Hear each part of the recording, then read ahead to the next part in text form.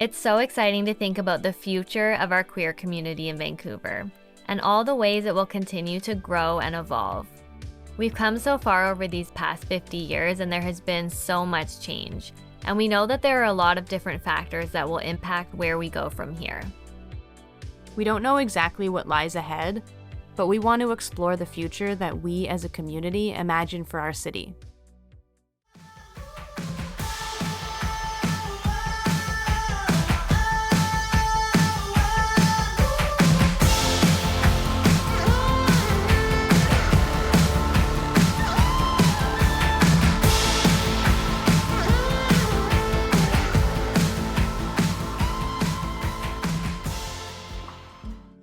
When we think about a brighter future for Vancouver, we know that all of us in the community play a role in how we get there. As we've seen, progress happens when people come together and are focused on making change. A big part of moving forward is definitely taking an honest look at where we are now and acknowledging all of the many ways that we could be doing better. I think that when we think of equality in general, I think of celebrating difference, celebrating difference and the ways that people are so different, even in their queerness, even in their transness. And so I really think of how can we uplift everybody the most in their uniqueness and their unique expression and their unique ways of showing up. I think that with anything and everything in the world, there's always room to continue to grow and learn. There's so much that we still don't know. There has been a lot more movement towards thinking intersectionally, recognizing that queerness doesn't just look like one thing, that there's sort of expansiveness in gender identity and that there's expansiveness in sort of racial identities and how folks represent themselves and present themselves. And I think that something that we can continue to do is to, listen to those folks. And I think that comes with centering people who are really the most marginalized and at the most critical forms of marginalization. Really doing what we can to understand and learn our true history of the Indigenous people and knowing what land we are on, the unceded territory. There's a lot of healing that needs to be done. Focusing our efforts on people across intersections of disability and indigeneity and Blackness and transfemininity and migration and housing injustice and all of that, and bringing that all into space to be elevated and loved.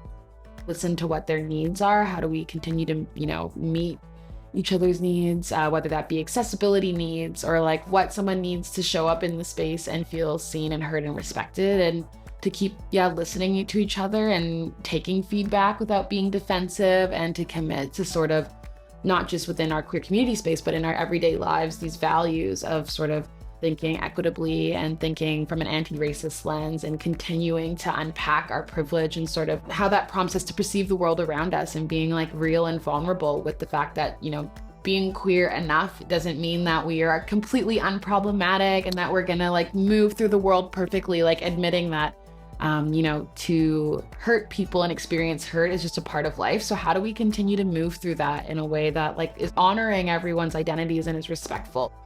I think another thing that we can continue to work on is how do we deal with conflict when it comes up in a way that remembers that no member of our community is disposable, that we all play a role, and sort of thinking of it more holistically. And when conflict comes up, remembering that we all sort of ideally have the same hopes and wants and dreams for this community. So how do we work towards that together? We know there is absolutely more work to do, and it's important that we all continue striving for a stronger queer community here in Vancouver. But what exactly needs to happen so that we can continue pushing forward? And how can we work to uplift the most marginalized members of our community? We all want things to keep improving for the next generations. So what can we do to build them a better future? I think that in order to have a more inclusive and equitable queer community in Vancouver, we need more queer spaces, and we need stable spaces, not just pop-up events, but organizations and consistent community spaces that are available year over year and day over day, And we need queer spaces that aren't just for men. We need queer spaces that aren't just for cisgender people. We need queer spaces that are for trans folks. We need queer spaces that are for Indigenous folks, racialized folks, queer spaces that are accessible. But creating those spaces for the long term is going to be part of having a sustainable and accessible and equitable queer community. I think that if Vancouver wants to be more diverse, more accessible, then we should be seeing way more of these like POC-centered parties. To have more community events that are focused on minority groups or showcase or highlight, or even just like having non-white spaces, I think is so exciting in a city that is like very white, but has tons of other people in it. I think it's heading in the right direction, but definitely we need more BIPOC representation, just because it's what's out there. I work with some of our Squamish Nation young people, and they're having a hard time kind of like seeing where they fit in. Having more variety and having more all ages places, I think. Having places that are accessible, like wheelchair accessible. Physical accessibility is important, and something that is often maybe an afterthought in much organizing.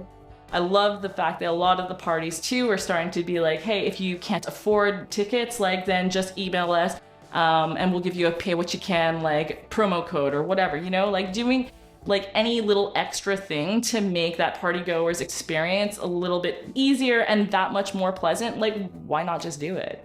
And I would say also, yeah, financial and psychological accessibility would also be important. I think most events are now doing, you know, like pay what you can or like sliding scale rates. But then there's some events that can be, I think, especially around Pride, there's definitely some events which have like a higher price tag on them and can be a bit more exclusive.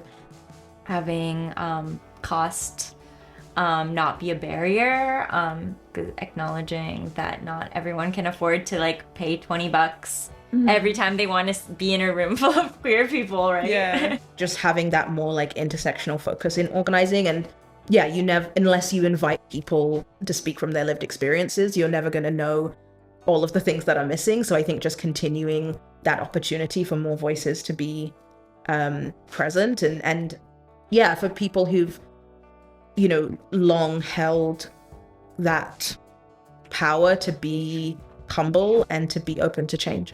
We need to be seeing our entire community and addressing our own racism, addressing our homophobia, internalized homophobia, and the power differentials within our community, and be out there when we're being asked to support the entire different aspects of our, you know, the progress flag that includes brown and black. We need to be there holding that and rising up together because we need each other.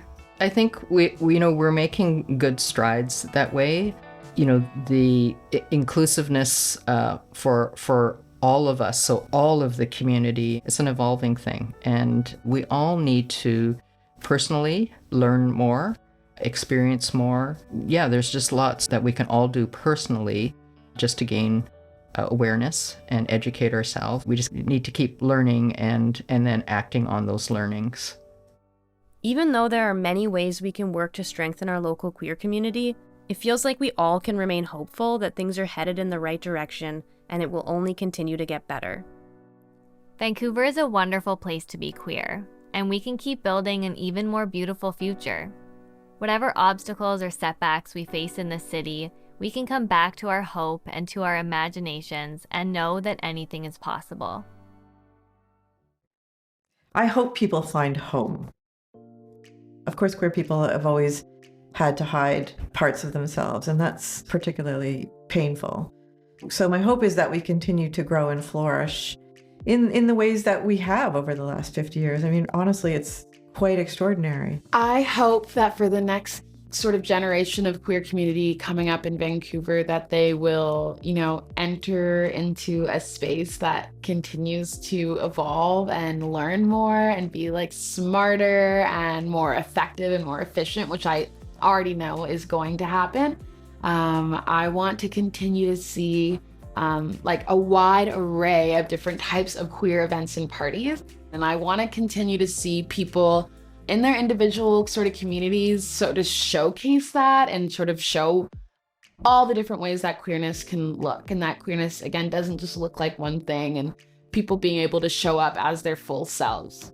I also hope to see that like events like Rice Cake, like Hot Latch, like Level Up, that they continue going on strong, that other events like them continue popping up, because truly everyone deserves a space where they feel safe.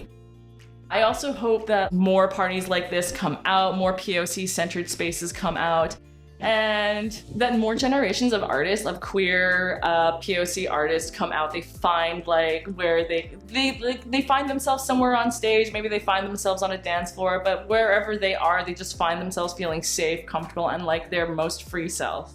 My hopes for the future is that we all feel secure enough to go for it.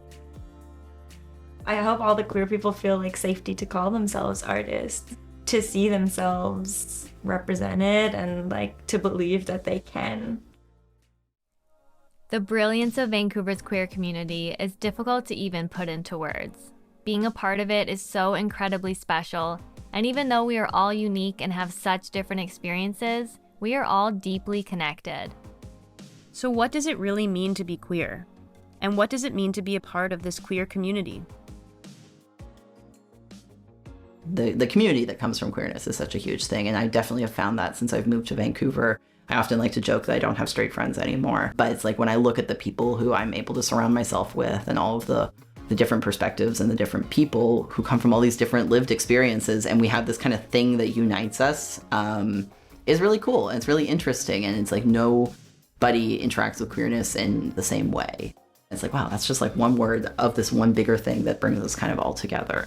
Queer is being open to change and growth and rebirth. And I feel like what my queerness is constantly like leveling up and changing and transforming. And my mission is to just be as queer as possible in my life. And I think that that's the mission of like all people, regardless if they're trans or not, just to be really, really, really who you are. What I really enjoy about being queer and being in the queer community and being non-binary is like there is freedom in that exploration, and it can be risky, it can be dangerous to not conform to social expectations, but at the same time it's like I almost feel, I can't name a specific moment, but I almost feel like there was an awakening for me in which I saw the world so differently and kind of like peeled back the layers of, you know, what was sold to me. And now I'm able to just critique and question things and like how I want my life to be. And I just think that's something really special that queer people give one another and can also learn from one another. For me, queerness is about depositioning myself in relation to heterosexuality and like binary gender, and defining what my gender might mean to me, or what gender means in general for all of us. To me, it's just expansive. The expansive, like resting in the expansiveness of possibilities of who I could be, as opposed to everything that I'm told to be, and that I'm expected to be.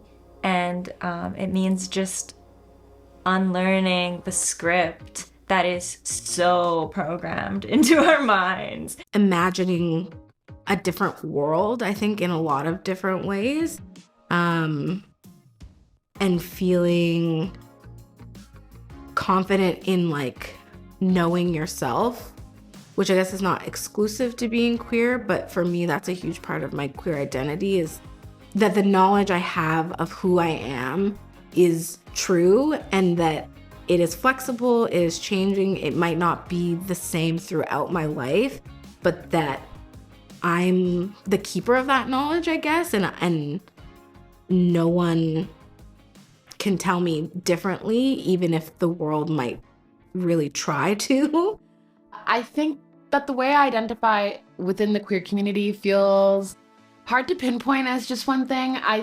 When I think about queerness and my own relationship to queerness, it feels really expansive and like growing and changing. I would say that a really important aspect to my queerness is sort of looking at it intersectionally. So my queerness doesn't exist separately from my blackness or from my being a woman. So yeah, I think of my queerness as sort of being expansive and encapsulating sort of the different elements of what make me me. Being queer and being able to proclaim it just feels like a badge of honor. It feels empowering. It feels, I feel like invincible sometimes. Being queer is one of my favorite things about myself. Being queer slaps, and I think we should celebrate it and enjoy it and triumph in it for sure. I think being queer means that a big element of your identity is focused on the fight to be able to love whoever your heart loves, which is so cool. Like, how cool is it that we get to be part of a community that's literally all about love? I think that makes the community so special. Even though within our community, there's so many different intersections and identities and different kinds of people, we're all like really grounded in wanting to love who we love. And it is also something about yourself that you can't change. So like, we are who we are, and we're all connected through this one inherent like common trait. Love is so much more than something that can be labeled, boxed up, put into, as you say, one binary. Queerness is also, to me, a source of family and a way to access a family that maybe can accommodate you in the way that your family of origin can't. Because that's been such an important part of my queer identity, is discovering deep, lifelong, important relationships that aren't connected necessarily to like blood ties, but a common experience or a common knowledge. It allows me to feel connection. It allows me to feel seen. It allows me to feel community. And those are all things that are super important to me. I think that there's something really beautiful about how individual of an experience it feels like, but actually here you are with all of these beautiful people who, they all maybe started terrified in their own ways, and here we are just like completely trying to free ourselves, or maybe we are completely free. We set out on a mission to discover as much as we could about Queer Vancouver, and we've gained more than we could have ever imagined. This community has taught us so much about ourselves, about love and belonging, about connection and solidarity, and this experience has been indescribable. The past, present, and future of Queer Vancouver is this community, the generations of people who exist within it, the change and progress that make up our history, and all of the art and activism woven through time. We are so grateful for these lessons, for the connections we've made, and for being able to bring these extraordinary stories to life. To us, being queer means being a part of a family and a community, and we are so lucky to be a part of a community like this one.